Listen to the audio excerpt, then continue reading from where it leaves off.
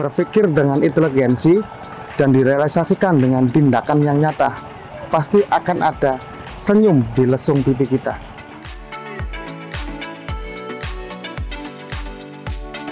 Bismillahirrahmanirrahim. Assalamualaikum warahmatullahi wabarakatuh. Kenalkan, nama saya Tardi Alzibang, selaku Ketua TPI Sambung Jaya Mulia, sekaligus Ketua Mangrove Dewi Surga, Kecamatan Suranenggala, Desa Karangkerja, Kabupaten Cirebon. Awal mulanya kita mengontrol sungai pendangkalan, terus kita ada pikiran-pikiran positif untuk sangat perhatian sama nelayan. Kalau nelayan berangkat sangat sulit kalau airnya surut, apalagi masuk itu memakan waktu. Biasanya pulangnya siang itu sampai habis maghrib jam 6. Kan nelayan juga itu kan sangat kesal. Jadi kita sangat prihatin. Kebetulan itu ada support dari pihak Pertamina, ONEJ, PHE. Itu bagaimana ini untuk masalah nelayan, kata Pertamina itu ada keluhan masalah pendangkalan. Berhubung itu nyurvei pihak Pertamina itu, namanya kan Pak Hanapi, nyurvei bareng lah sama pengurus, itu ada sumbangsi dana. Tapi kalau untuk alat berat kita nggak punya. Ada Pak, kata saya gituin, ada alat beratnya dari bos itu GSW, namanya Pak Sanusi. Itu yang penting sampean ada uang solarnya aja sama operator. Siap, kata saya, alhamdulillah. Beko-beko tersebut sudah datang, langsung kita garap semua.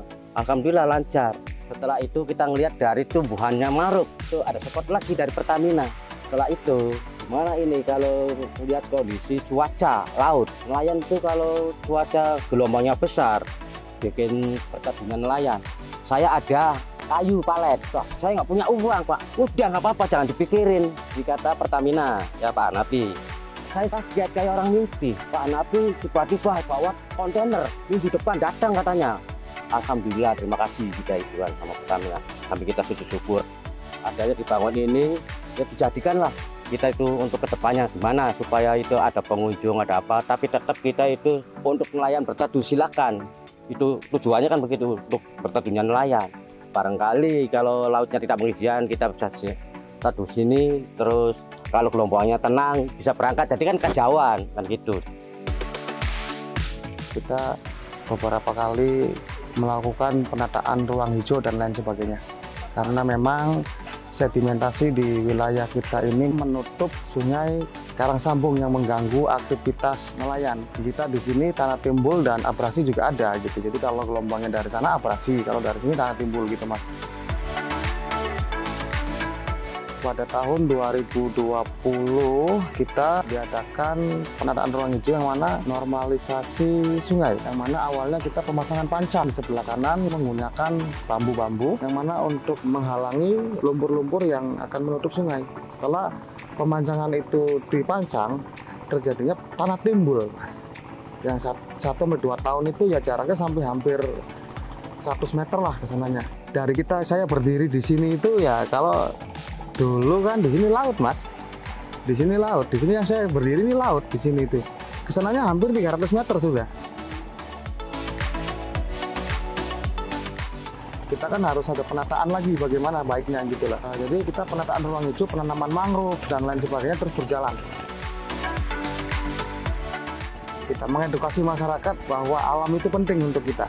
Makanya kita di sini membentuk beberapa kelompok binaan kita yang disahkan oleh Kubu Karangkerja, Pak Toyan Napobit. Kita membentuk beberapa kelompok, diantaranya kelompok nelayan, kelompok budidaya, kelompok KTH.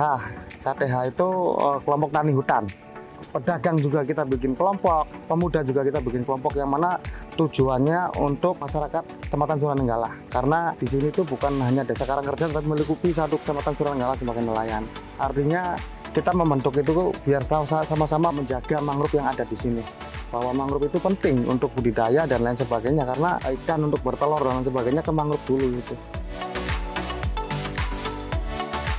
Kita penataan ruang hijau karena Cirebon ini ya salah satu daerah yang terpanas di Provinsi Jawa Barat, makanya kita mengoptimalkan untuk selalu penanaman pohon. Alhamdulillah kita progresnya naik. Yang dulu kita setahun-tahun sebelumnya itu kecil karena pendangkalan dan lain sebagainya. Di TPI khususnya ya, perputaran uang di tahun 2024 aja hampir 1 miliar, dan kita tetap konsisten dengan Kabupaten Cirebon, yang mana PAD yang masuk ke Kabupaten Cirebon itu sebesar 2% dari 1 miliar itu.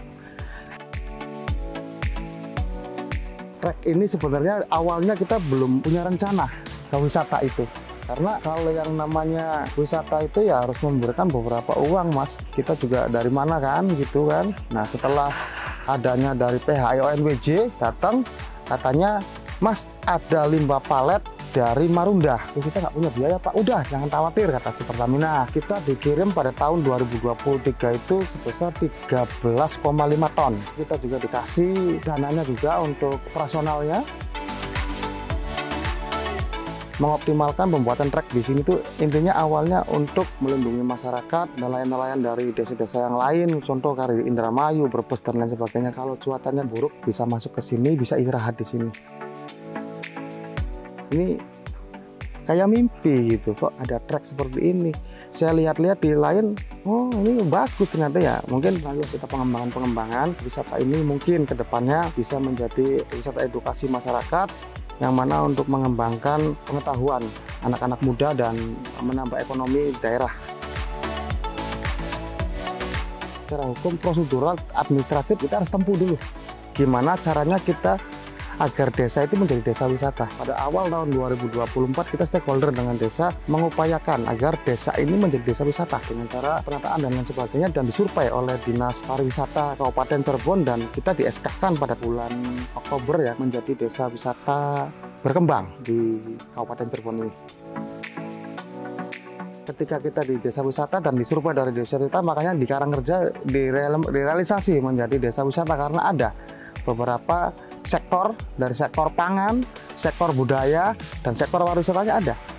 Gitu, karena kita punya pasar dan lain sebagainya. Dan harapan saya ke depan bukan hanya mengeskakan menjadi desa wisata ya, tetapi membantu kita secara materi program-program untuk wisata tersebut. Yang mana toh wisata tersebut juga untuk masyarakat juga, dan masyarakat agar bisa makan dan lain sebagainya gitu. Ke depan insya Allah kalau trek ini kita bertambah dan lain sebagainya, ini akan dijadikan wisata edukasi mangrove, yang mana pekerjanya semuanya dari masyarakat yang ada di Kecamatan Sunanenggala. Semuanya harus bisa mencari nafkah di daerah sendiri gitu, untuk mendatangkan wisatawan lokal maupun asing gitu. Harapan kita semoga ini selalu berjalan dengan efektif ya. Kedepannya lebih bagus karena ada bibit-bibit muda yang mungkin akan melanjutkan kami untuk selalu menjaga lingkungan, menjadi yang edukasi positif untuk masyarakat ya. Kalau pesan saya, berpikir dengan inteligensi dan direalisasikan dengan tindakan yang nyata, pasti akan ada senyum di lesung pipi kita. Mungkin itu. Baik, Assalamualaikum warahmatullahi wabarakatuh. Jalan-jalan ke wisata edukasi mangrove Dewi Surga. Istimewa!